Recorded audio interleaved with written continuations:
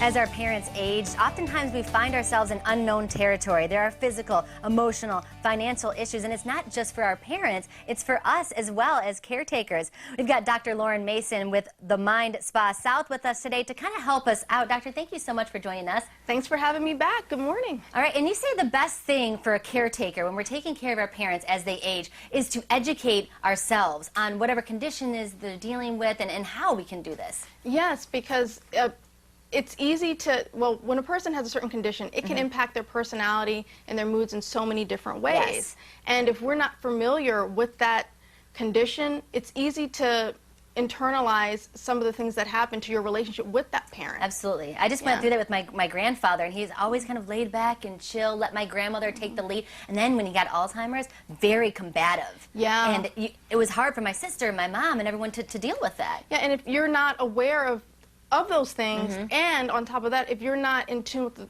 the nature of your relationship to begin with, Yes.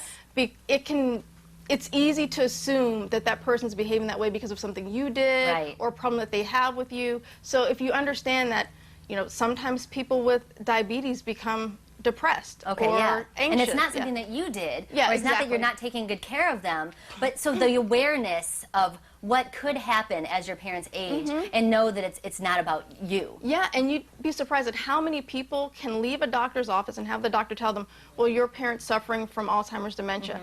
And then they're upset because their parent asked them the same question 3 times in 15 minutes. Because it's so easy to forget that that's what's going on. So, and what do you do in that aspect? Do you just keep answering them, the same answer every time, and just go with it? If you can. Yeah. Because it's often more upsetting to the person to be reminded that they're suffering with this illness. Yes, Yeah. absolutely, I see. And what can we do? I mean, obviously going to see someone like you to talk it out is very helpful, you know, but it does affect us emotionally. Definitely. So don't minimize how witnessing your parent go through this is impacting you. Right.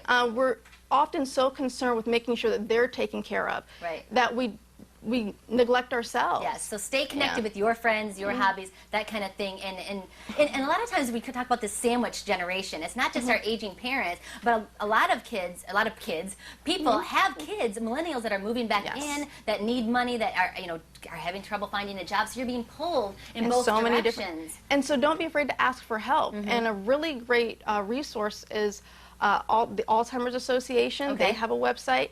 AARP has a website, and there are all sorts of avenues that you can take. There's respite care.